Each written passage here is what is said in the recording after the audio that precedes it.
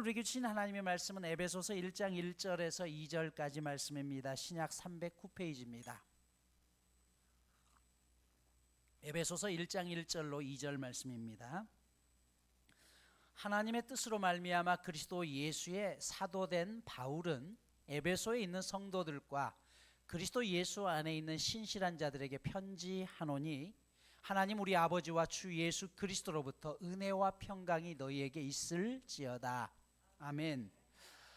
마태복음 강해의 뒷부분을 조금 뒤로 미루고 이번 주부터 에베소서를 시작합니다. 그 이유는 최근 들어 새가족분들이 많이 교회에 등록하셔서 한 식구가 되셨고, 그래서 그분들에게 말씀을 통해서 교회가 어떤 곳이고 또 말씀을 통해서 우리 생명나무가 꿈꾸고 있는 교회는 어떤 곳인지를 소개해드려야 될 필요성을 느꼈기 때문입니다. 에베소서는 한마디로 말씀드리면 교회가 도대체 어떤 곳이냐라는 것을 이야기하는 것이에요. 에베소서에 말하고 있는 교회는 그리스도의 몸이라는 것이죠. 이 땅에 많은 교회들, 크든 작든 교회들마다 문제 없는 교회는 한 군데도 없어요. 그럼에도 불구하고 그 교회가 영광스러운 이유가 있습니다. 그 이유는 교회는 그리스도의 몸이기 때문에 그렇습니다. 그리고 이 교회론을 가장 잘 정리한 사람이 사도 바울입니다. 바울 사도의 인생 가운데서 자신의 인생의 수십 년 동안 전도 사역을 하면서 가장 의미 있었던 사역이 어디였느냐라고 물은다고 한다면 아마 에베소라고 말씀할 겁니다.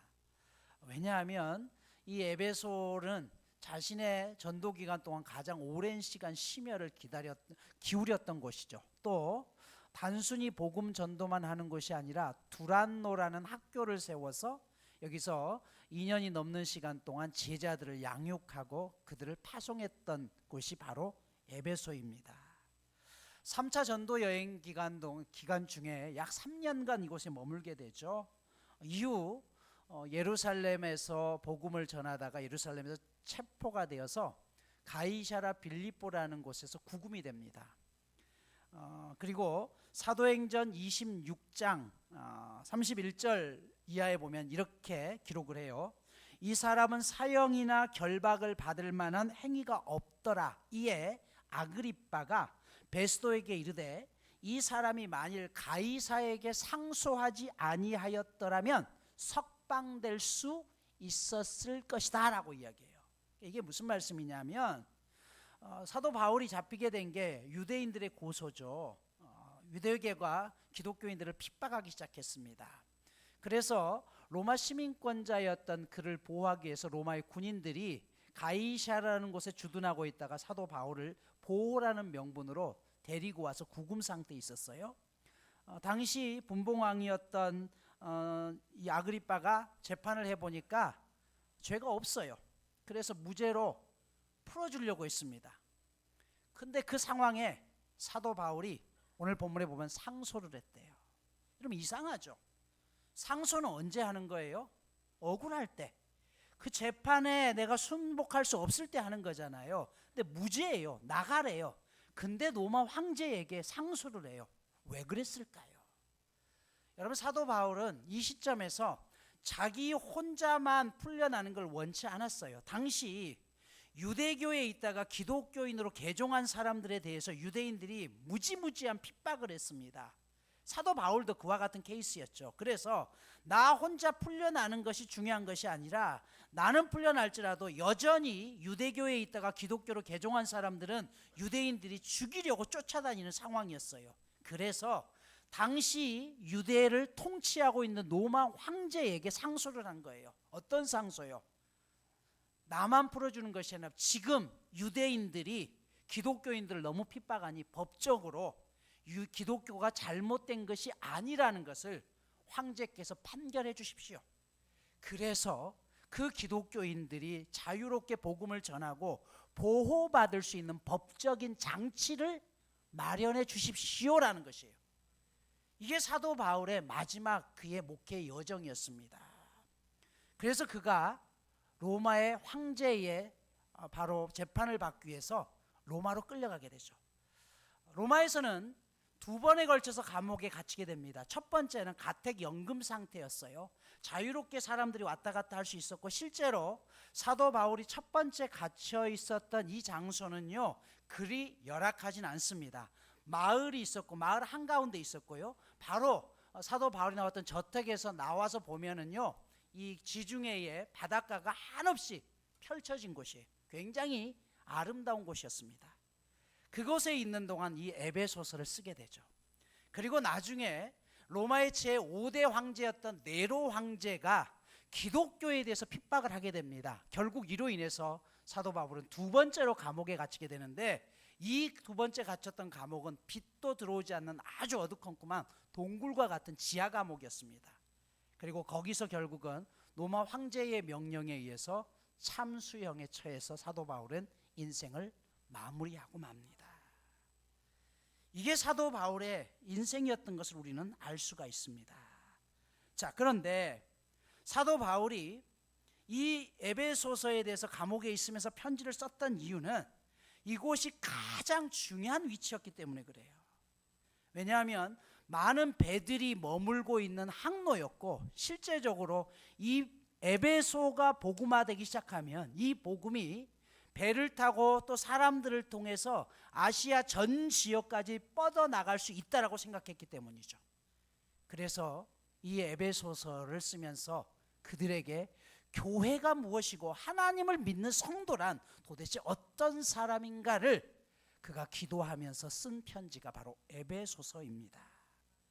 자, 그렇다면 바울이 말하고 있는 교회란 도대체 어떤 것입니까? 첫 번째로 교회는 성도들의 공동체라는 것이에요.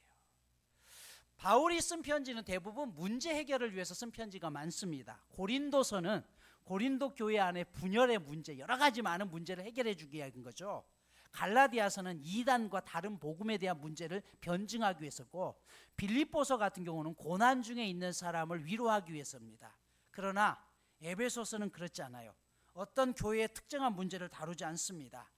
그래서 에베소서는 논쟁 자체가 없고요, 교회란 무엇이며 우리의 삶은 어떠해야 되며 예수를 믿는다는 것은 도대체 무엇인지를 알려주는 게 에베소서입니다. 오늘 1절을 보십시오. 에베소에 있는 성도들과 그리스도 예수 안에 있는 신실한 자들에게 편지한다라고 이야기해요. 요즘 예배당 건물이 참 예쁘죠. 참 잘 지어집니다. 그러나 하나님께서 기뻐하시는 것은 그런 건물이 아니에요. 하나님이 기뻐하시는 것은 우리 여러분 각자를 이야기하는 것이에요. 우리 각 사람 안에 성령이 거하심을 통해서 우리를 보고 성전이라고 했지, 지금 여러분이 드리고 있는 이 예배당이라는 건물을 성전이라고 이야기하지 않아요. 교회는 뭐냐 하면 여러분 각자가 하나의 교회라는 것입니다. 고린도전서 3장 16절에서 이렇게 말씀하죠. 너희가 하나님의 성전인 것과 하나님의 성령이 너희 안에 거하시는 것을 알지 못하느냐라고 이야기했어요.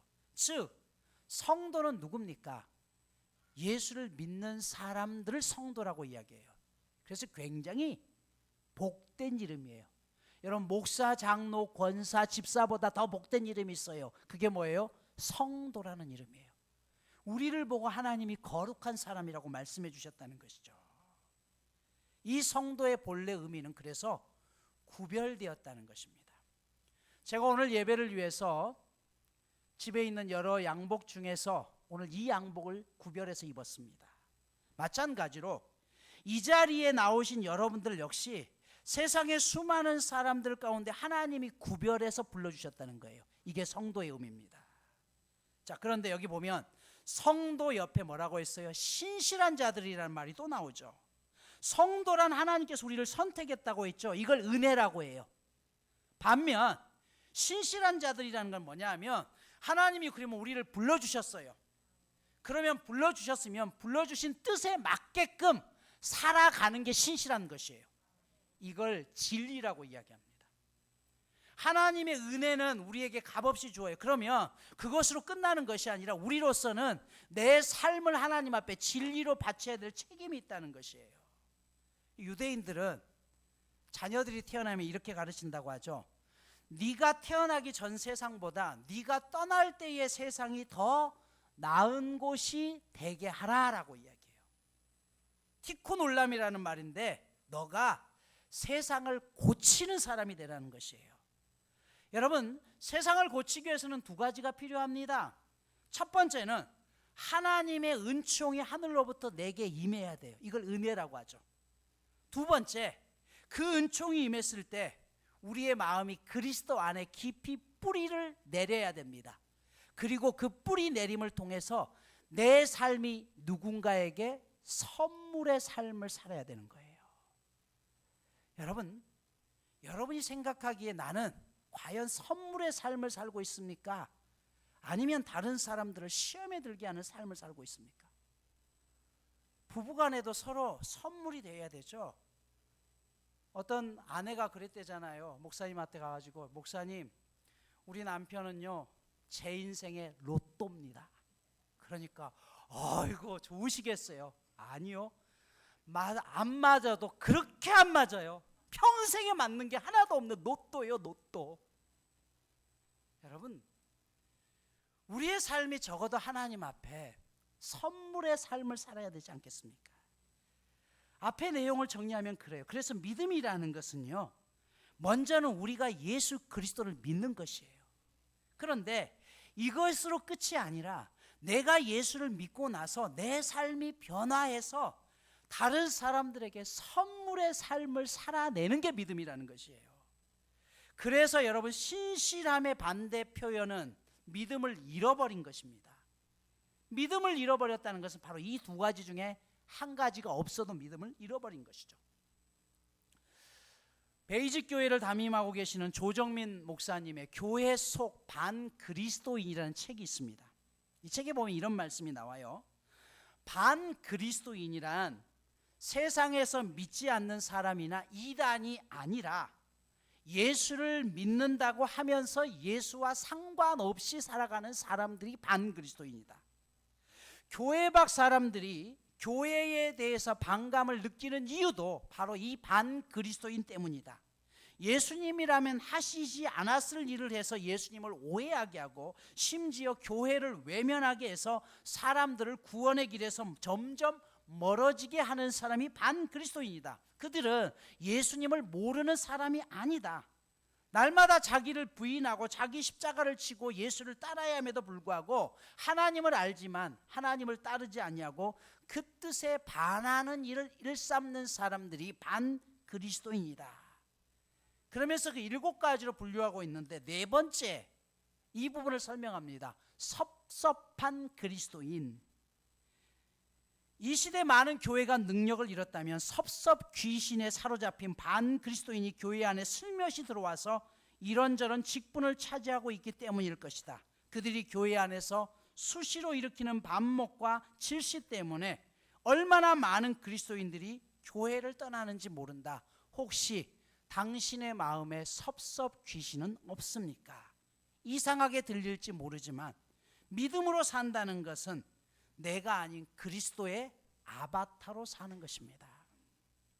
여러분, 구원은 쉽게 얻어지는 게 아니에요. 예수님이 목숨을 바쳐서 우리를 죽기까지 사랑해서 우리에게 주어진 게 구원이에요. 그런데 우리는 너무나 많은 날 동안 믿음을 너무 쉽게 던져버려요. 제가 아산병원에서 퇴원한 후에 병을 완전히 고치기까지 3년 동안 병원에서 약속한 날, 매달 한 달에 한 번씩 갈 때 그 약속한 날을 한 번도 어긴 적이 없습니다. 그 이유는 무엇 때문이에요? 의사가 그날 와야 되니까. 살고 싶으면 오라는 것이에요. 근데 여러분, 기껏해야 우리의 인생이 80이요 90년 산 인생까지고도 그 목숨을 유지하겠다고 의사 선생님과의 약속을 어기지 않고 그날을 꼭 기다리며 다른 것보다 우선적으로 그 시간에 가서 진료를 받는 우리인데, 하나님께서 이 땅에서의 끝이 아니라 구원은 8,000년, 8만 년, 8천만 년이라 더 되는 영원한 생명을 지키는 일임에도 불구하고 우리는 얼마나 쉽게 하나님과의 이 구원을 놓쳐버리며 살아가고 있습니까? 헬라어 에클레시아라는 단어는 에크라는 것은 밖에서요. 레시아라는 말은 불러 모았다는 것이, 이게 교회의 의미예요. 하나님이 밖에 있는 우리를 목적이 있어서 불러 모았다는 것입니다. 또 하나의 의미가 제사장이 나팔을 불어서 사람들을 불러 모았다는 것이에요. 그러면 오늘 이 예배당에 하나님께서 여러분을 불러주신 이유가 뭐냐는 거예요. 그 이유에 교회의 존재 목적이 있지 않습니까? 무엇 때문에요? 앞으로 말씀드리겠지만 에베소서 1장 22절 23절에 보면 이렇게 말씀해요. 만물을 그의 발 안에 복종하게 하시고 그를 만물 위에 교회의 머리로 삼으셨느니라. 교회는 그의 몸이니 만물 안에서 만물을 충만하게 하시니의 충만함이니라 라고 이야기해요. 이 말을 한마디로 이야기하면 하나님의 영광을 위해서 불러주셨는데 그 영광이 무엇이냐면 만물을 충만하게 하는 거예요. 만물을 충만하게 한다는 것은 무슨 말이냐? 세상을 구원시키게 하기 위해서 우리를 불러주셨다는 것이에요. 여러분, 그러면 왜 우리가 이 땅을 살아가면서 선물의 삶을 살아야 되는지 알겠죠? 한 영혼을 구원하는 전도를 해보셨습니까? 혹시 여러분 가운데 한 영혼을 구원하기 위해서 지금도 전도하고 계신 분이 있습니까? 아니면 평생을 살면서 단 한 사람도 전도하지 못했습니까? 그 한 영혼을 전도하기까지 쉽던가요? 절대 쉽지 않아요. 내 삶이 엉망진창인데 전도가 될까요? 절대 안 됩니다. 적어도 한 영혼을 구원시키기 위해서는 내가 하나님 앞에 그 사람을 위해서 인생의 선물이 되기 위해서 얼마나 많은 공을 투자하고 얼마나 많은 시간을 투자하며 때로는 그 한 영혼을 교회에 데려오기까지 얼마나 많이 참아야 합니까? 오늘 이것을 우리가 알지 못하니까요, 그냥 예수 믿기만 하면 구원 준대. 그래서 어때요? 내 삶에 신실한 자들이라는 건 다 빠져버리고 성도라는 이름만 남아있는 것이에요. 오늘 불렀던 찬송가 422장에 보면 3절에 그렇게 얘기하죠. 밤 깊도록 동산 안에 주와 함께 있으려나.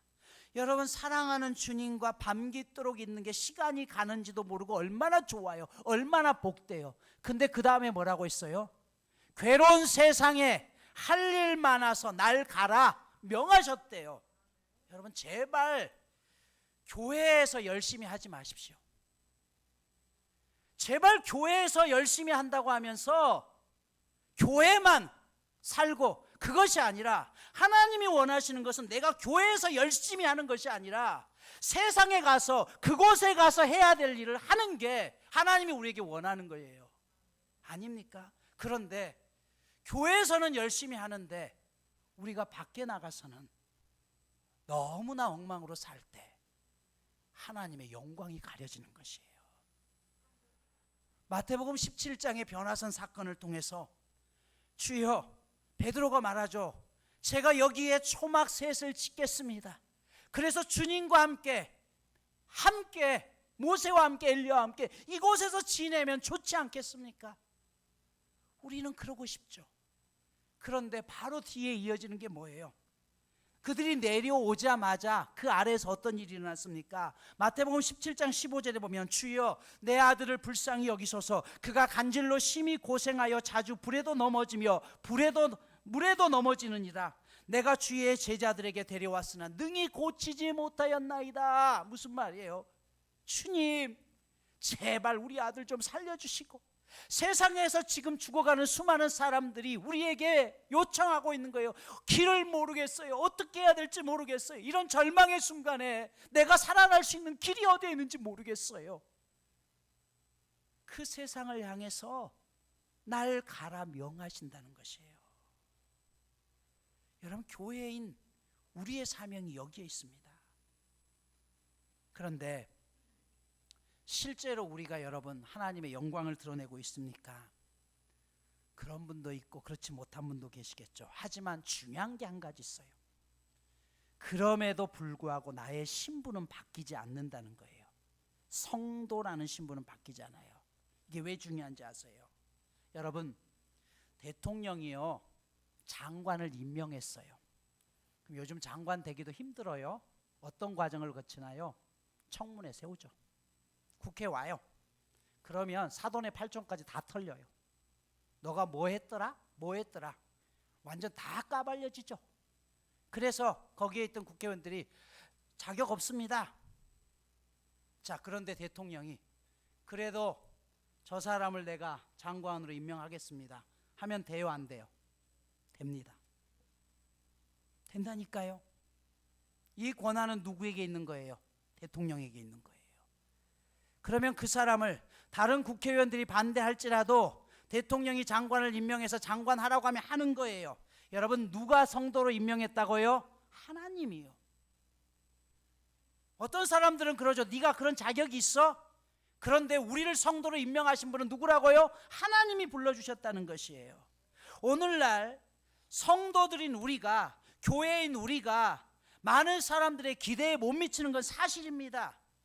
그럼에도 불구하고 하나님이 포기하지 않았어요. 여기에 희망이 있어요. 중요한 것은 이 세상에 하나님의 부르심을 받은 공동체는 오직 교회밖에 없다는 것이에요.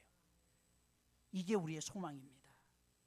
더 쉽게 말하면 우리는 하나님의 자녀라는 말이에요. 하나님의 족보 안에 있어요. 성격도 다 달라요.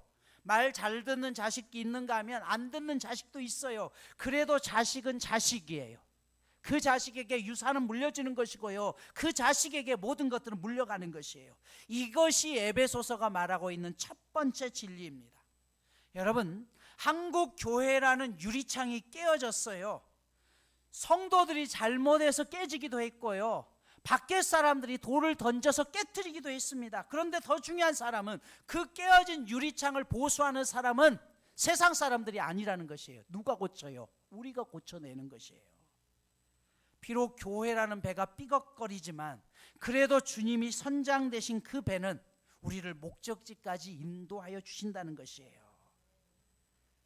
비행기를 타고 높은 하늘에 올라가서 도시를 내려다보면 도시의 전체 그림이 한눈에 들어옵니다. 저 산맥의 끝자락에 마을이 있구나, 저곳에 강물이 있구나. 이처럼 에베소서는요, 사도 바울이 이 땅에서의 성도의 삶을 묘사한 것이 아니라 하늘에서 바라보고 있는 성도의 삶을 묘사한 겁니다. 그래서 희망이 있는 거예요. 저 높은 곳에서 보면 키가 큰 사람이나 작은 사람이나 다 똑같다는 것이에요. 큰 집이나 작은 집이나 똑같다는 것이에요. 즉 성도인 사람처럼 보이는 사람도 있고 그렇지 않은 사람도 똑같다는 거예요. 그걸 문제 삼지 않는다는 거예요. 중요한 것은 그 사실을 알고 우리가 하나님을 향해서 내 삶을 틀어가고자 하는 노력을 통해서 하나님은 이 땅 가운데 기대를 가지고 계신다는 것이에요. 그래서 그 영광이 너무 놀라워서 기도하는 과정 속에 썼던 편지가 바로 에베소서입니다.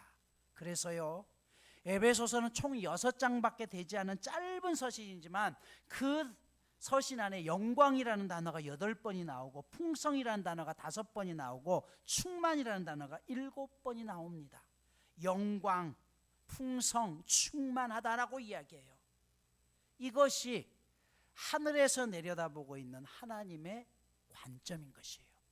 오늘 말씀을 마무리합니다.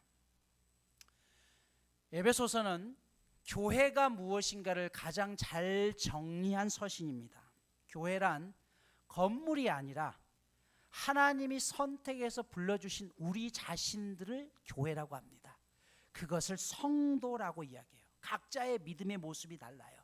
각자의 상황이 달라요. 그렇죠. 그래서 교회가 때로는 부딪혀요. 하지만 중요한 것은 그럼에도 불구하고 이 땅 가운데 소망을 줄 수 있는 사람은 성도인 우리밖에 없다는 것이에요. 부름받은 우리가 교회이고 우리가 교회의 역할을 잘 감당하기 위해서 반드시 가져야 될 게 바른 믿음입니다.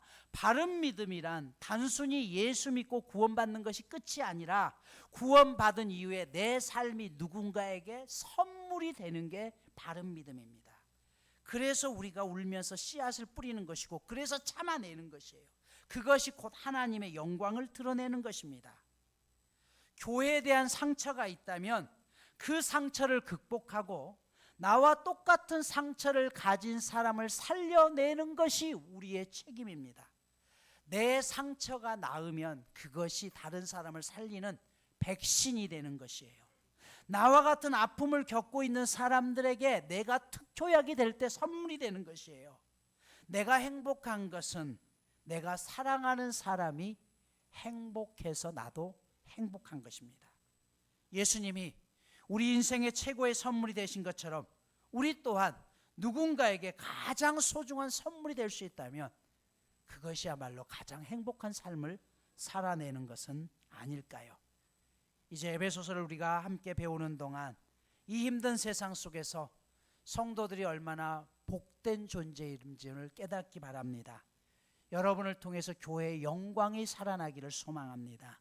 여러분을 통해서 주위의 사람들이 행복한 선물의 삶을 살아갈 수 있기를 축복합니다.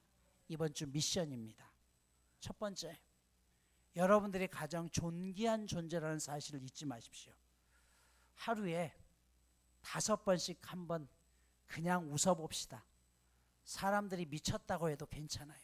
외로워도 슬퍼도 나는 안 울어. 참고 참고 또 참지 울긴 왜 울어. 캔디의 노래죠. 여러분, 외로워도 슬퍼도 우리가 웃을 수 있는 이유는 내가 세상에 희망을 가진 사람이잖아요.